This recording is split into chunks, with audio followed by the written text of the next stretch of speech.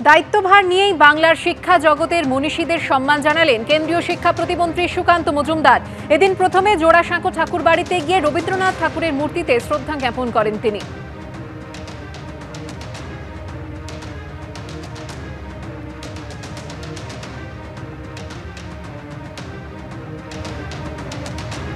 এরপর কলেজ স্কোয়ারে গিয়ে ঈশ্বরচন্দ্র বিদ্যাসাগরের মূর্তিতে শ্রদ্ধা জানান সুকান্ত মজুমদার।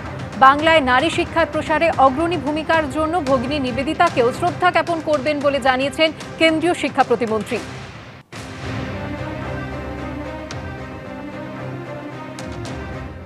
বাংলার যখন নবজাগরণ হয়েছিল, ভারতবর্ষে যখন নবজাগরণ হয়েছিল, তার যারা প্রতীক্ষী বাঙালির অস্তিত্ব তাদেরকে ছাড়া অসম্পূর্ণ।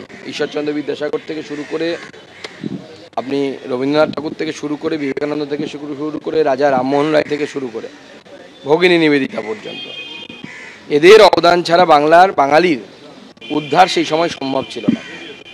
স্বাভাবিকভাবে শিক্ষা প্রতিমন্ত্রী হওয়ার পর বাংলার এই সমস্ত মনীষীদের কলকাতায় যে স্মৃতিবিজড়িত স্থান আছে, যে ক্ষেত্রে সম্ভব, যেমন রবীন্দ্রনাথ ঠাকুরের ক্ষেত্রে সম্ভব, কিন্তু ক্ষুদিরাম বসু বা ঈশ্বরচন্দ্র বিদ্যাসাগরের আমাদের কলেজ স্কোয়ারে যে মূর্তি আছে তাতে আমি শ্রদ্ধার্ঘ্য জানালাম। আমার পার্টির অন্যান্য নেতারাও ছিলেন।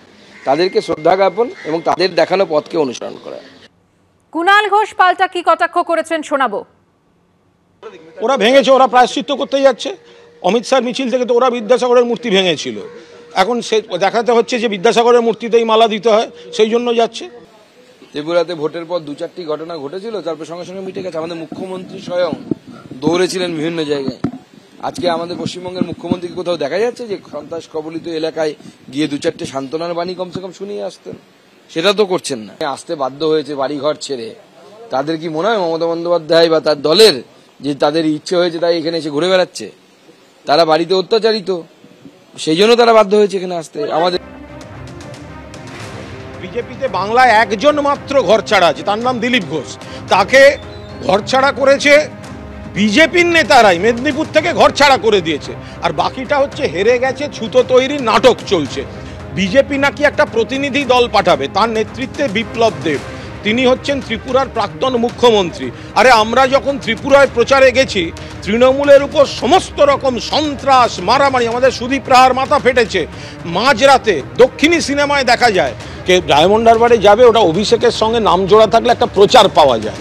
তো ফলে এই ফ্লপ টিম যারা আসছে, সন্ত্রাসের প্রতীক বিপ্লব দেব বা যারা, ওরা জানে ডায়মন্ড হারবার মানে অভিষেক। আরে ওদের নির্বাচন কমিশন চিঠি দিয়ে জানিয়ে দিয়েছে পুরো সুষ্ঠু ভোট, অভিযোগহীন ভোট হয়েছে। ওদের সংগঠন নেই, লোক নেই, জন্যই অভিষেক সারা বছর কাজ করেও জিতেছে। তো এখন অভিষেকের কেন্দ্রে গেলে একটু ছবি হবে, অভিষেকের কেন্দ্রে গেলে অভিষেকের সঙ্গে নাম জুড়লে একটা প্রচার পাওয়া যায়, সেইটা নিতে যাচ্ছে। বিজেপির প্রাক্তন সাংসদ অর্জুন সিং নিজেই ভরসা রাখতে পারছেন না এই কেন্দ্রীয় টিমের ওপর। কি বলছেন তিনি শোনাবো।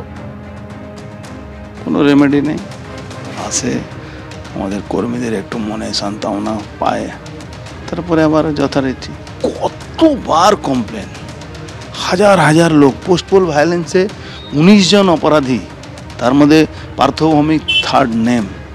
কোথায় অ্যারেস্ট হলো? এনএচআরসি রিপোর্ট দিচ্ছে এরা অপরাধী।